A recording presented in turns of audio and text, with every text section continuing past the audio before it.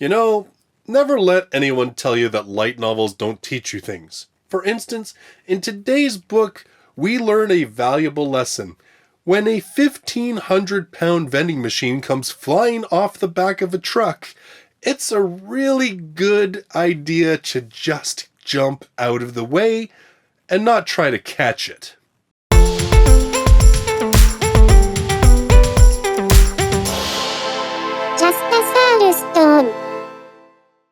Hello everybody, and welcome to my review of volume number 1 of Hirukuma's light novel series, Reborn as a Vending Machine. I now wander the dungeon.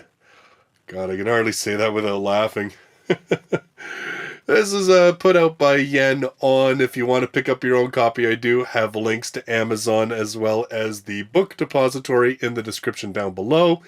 As far as I can tell, so far there's only 3 volumes of this in Japan, and I'm not sure whether it's done or just on a hiatus, because the first 3 volumes came out within a span of about 6 months of each other, and now it's been well over a year since volume 3 was released, so I'm not too sure what's going on with this series. But in any case, we have it in English, and, well, I'm here today to talk a little bit about it. This is one of those light novels that you kind of look at and you see the faces that your friends and family make as they take a look at it, and you think to yourself, I need to hate this book.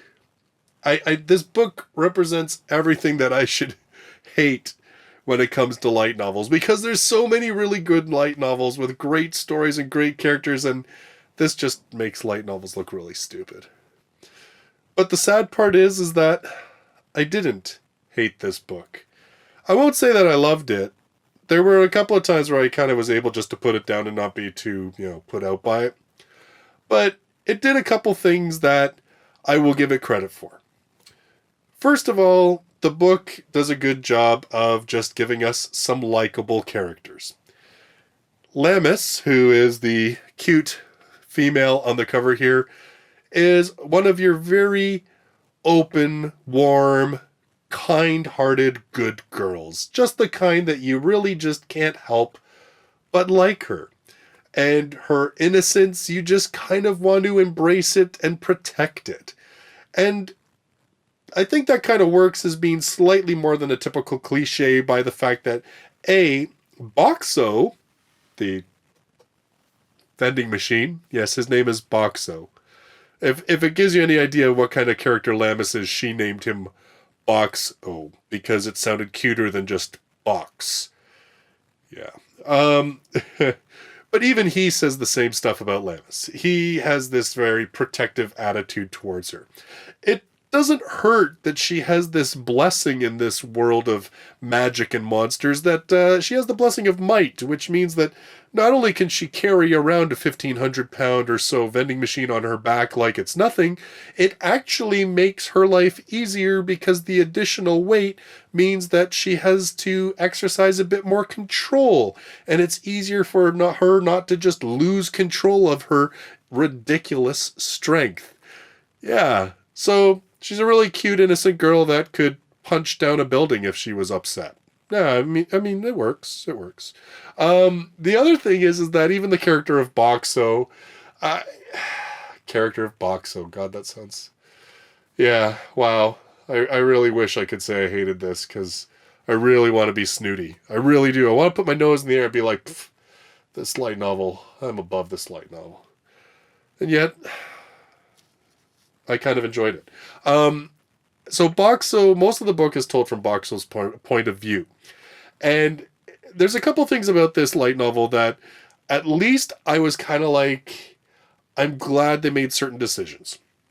So obviously, Boxo cannot talk.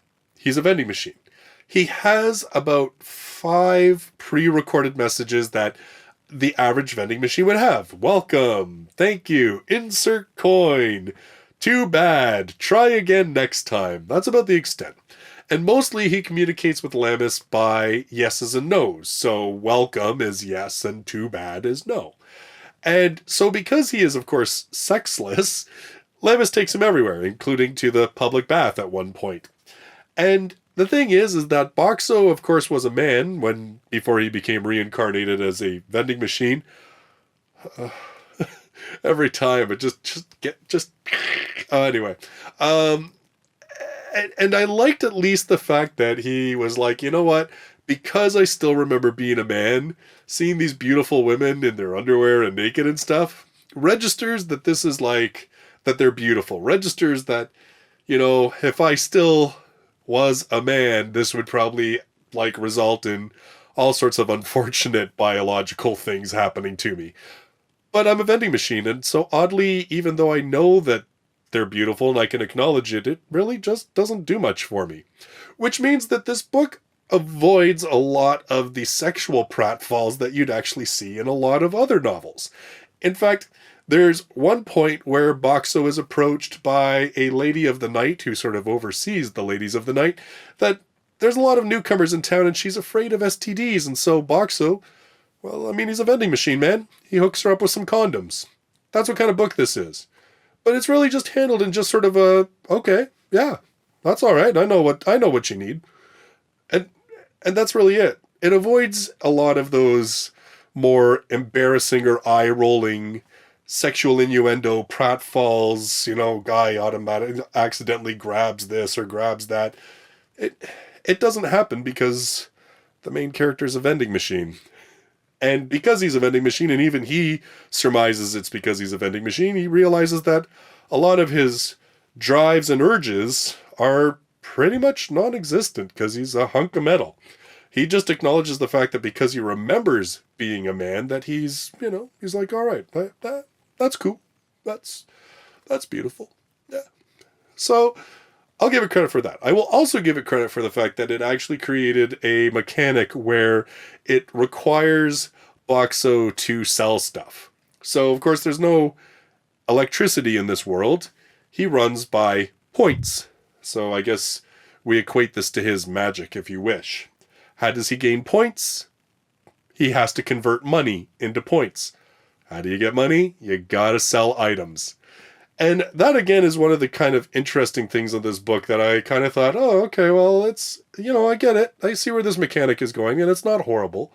So Boxo's ability is he can stock anything that he in life purchased from a vending machine.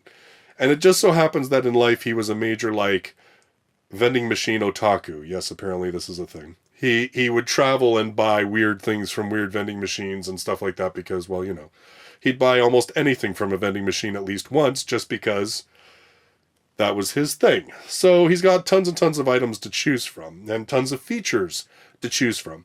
And so part of this book is actually Boxo thinking about what kind of items and abilities he should stock. And by the way, stocking new items or having him have new abilities like being able to pour hot water for a cup of ramen or whatever, these all, of course, cost points as well.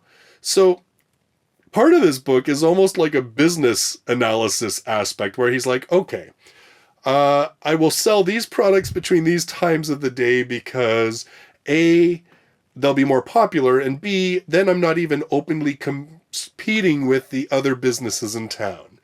And then he starts calculating, okay, it's getting kind of cold and, the guys are coming home and they're looking for something to warm to fill. So a lot of this is almost like a business book in a fantasy type world. It's sort of like it's almost like an inventory management book in a fantasy setting where you have a main character who is filling the support role of trying to decide what kind of foods and drinks and everything else that adventurers will need in order to succeed in their missions.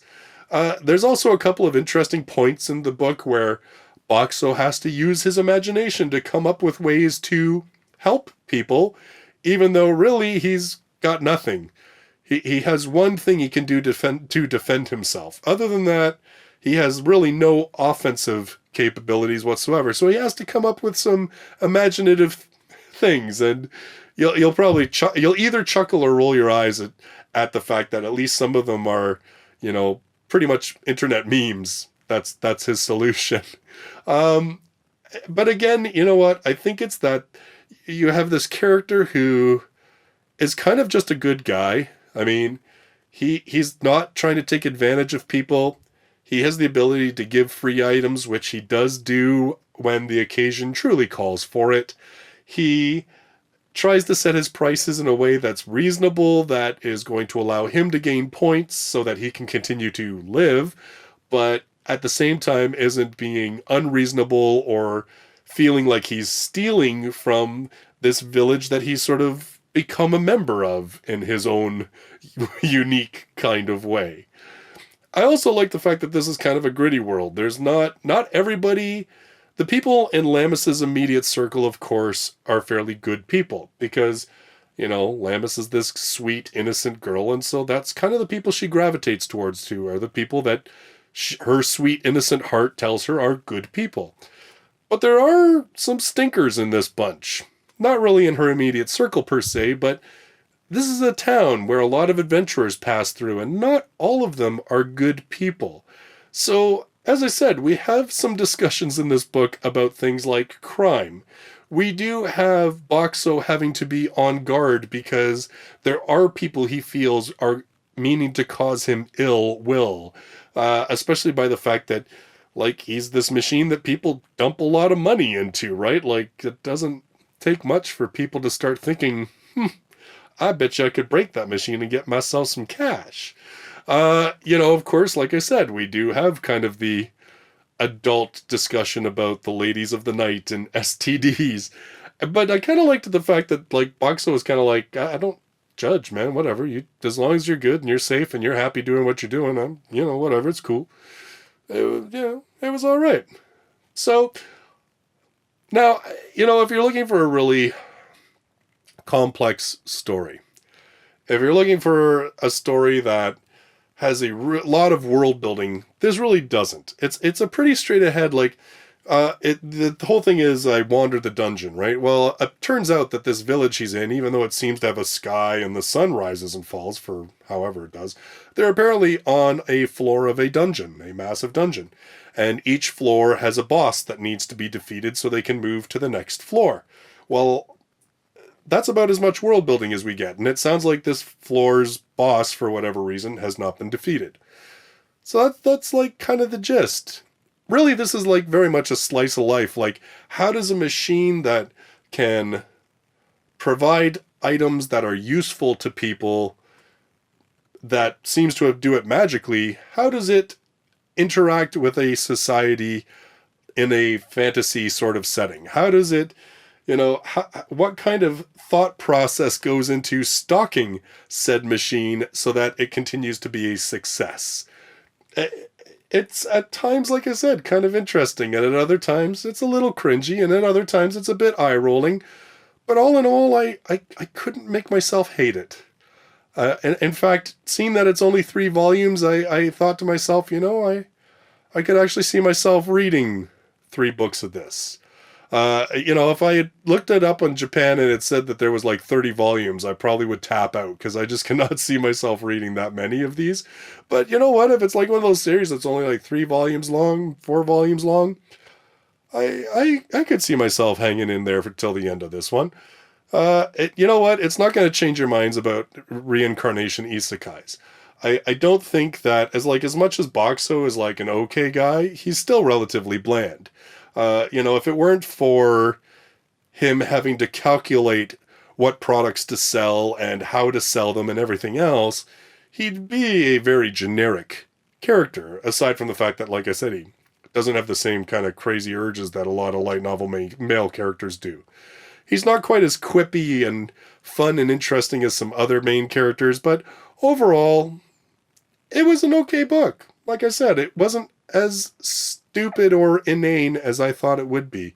If this was just a fantasy book where the main character was say a supporter who could magically pull things out of their bag, and it was the story about this incredible support character, that's pretty much what this is. So, it could work on a different level. It's just a vending machine. I don't know. Spiders, slimes, vending machines. Yeah. Well, if you listen to if you listen to our first episode of the podcast, There's also a light novel about a dude who's reincarnated as a hot spring, and one about a guy who's reincarnated as a sword. So, I mean, really, like, it's pretty much a free-for-all in Japan right now.